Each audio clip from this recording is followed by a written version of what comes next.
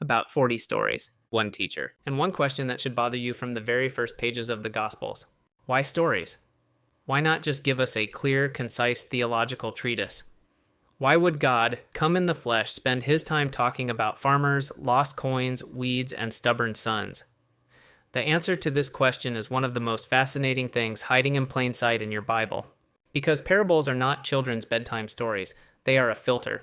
Once the disciples pulled Jesus aside and asked, "Why do you speak to them in parables?"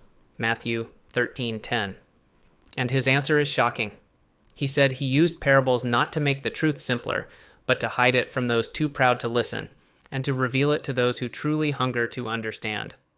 In this video, we will break down the parables of Jesus Christ. We'll peel back the layers of metaphor and discover what he was really trying to tell us. Jesus begins with the foundation. In the 13th chapter of Matthew, he tells the parable of the sower. And he says plainly, if you don't understand this story, you won't understand any of the others. The plot is simple. A farmer scatters seeds. Some fall on the path, some on rocks, some among thorns, and some on good soil. Here is what most people miss. They think this is a story about trying harder to be good soil. But look at the text. The seed is always the same. It is the message of God. The farmer scatters the truth everywhere. The only variable is the condition of the soil. That is, the condition of our heart. The birds that steal the seed represent cynicism. The rocks represent our emotions. We catch fire for an idea, but give up at the first sign of trouble. The thorns represent the clutter. Money, career, stress, which simply leave no room for God. The kingdom of heaven doesn't force itself. It begins with whether or not you are ready to receive the seed. Once Jesus explained how the kingdom begins, he moved to the most difficult question for us: justice. And here he tells a parable that infuriated the religious people of the first century. The parable of the workers in the vineyard. A landowner hires workers at 6 a.m. for 1 denarius. He goes out again at 9 a.m., noon, 3 p.m., and even 5 p.m., just 1 hour before the end of the shift, and hires more people.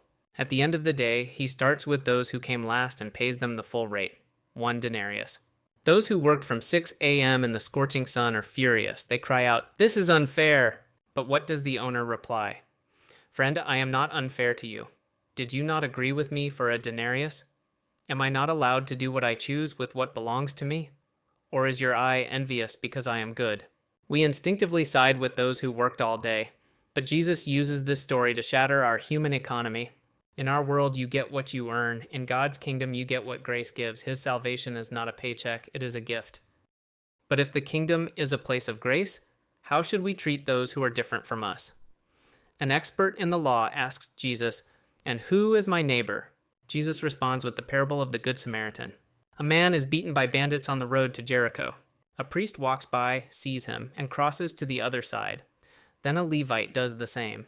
In the first century, they had a valid reason. Touching a corpse would make them ritually impure. Religion was more important than the man. And then comes the Samaritan. Jews and Samaritans hated each other. But it is this enemy who stops, bandages the wounds, and pays for the medical care. This parable destroys our comfort zones. Your neighbor is not just the person who goes to your church. Your neighbor is anyone in need, even if they belong to a group you despise. Jesus knew the greatest threat to a human heart wasn't poverty, but wealth. He tells the story of the rich fool, Luke 12. A farmer has such a massive harvest that he has nowhere to store it. He decides, "I will tear down my barns and build bigger ones, and I will say to my soul, 'Soul, you have ample goods laid up for many years. Eat, drink, and be merry.' But God says to him, 'Fool, this very night your soul is required of you. And the things you have prepared, whose will they be?'" Jesus isn't against wealth. He is against the illusion of control. This man thought money bought him time. No, time belongs only to God. If money isn't the ultimate value, what is? Jesus tells the parables of the hidden treasure and the pearl of great price. A man finds a treasure in a field, and from great joy he goes and sells everything he has to buy that field. A merchant does the same for the perfect pearl. We often think Christianity is a religion of loss and self-restriction. But Jesus inserts one phrase here: "From joy he sells all." This man understood the mathematics of the kingdom. Following Christ will cost you everything. But it is not a sacrifice. It is the best deal of your life. You are trading the temporary for the eternal. Near the end of his ministry, Jesus' tone grows sterner. He speaks of his return. The parable of the 10 virgins, Matthew 25. 10 bridesmaids wait for the bridegroom. 5 took extra oil, 5 did not. The groom is delayed, and when he arrives at midnight, the foolish virgin's lamps run out. While they are away buying more, the doors to the wedding feast are shut. Oil represents your personal relationship with God. You can sit in the same church as the wise virgins, but you cannot borrow someone else's faith. When the crisis comes, your spiritual preparation must be your own. You cannot enter heaven on the faith of your parents. And then we reach the climax. Luke chapter 15. The religious leaders criticize Jesus for eating with sinners. In response, he tells the parables of the lost sheep, the lost coin, and the lost son. A father stands on the road every day, waiting for the son who insulted him and wasted all his money on a reckless life. And when the son finally appears on the horizon, in ancient culture, an elderly man never ran. It was a disgrace. But this father gathers up his robes and sprints. He runs to embrace his filthy, pig-scented son before the boy can even finish his apology. This image is not just a parable, it is a portrait of God. Religion says, clean yourself up and then God will accept you. Jesus says, God himself will go into the mud and the shame to find you. So, there it is, the full picture.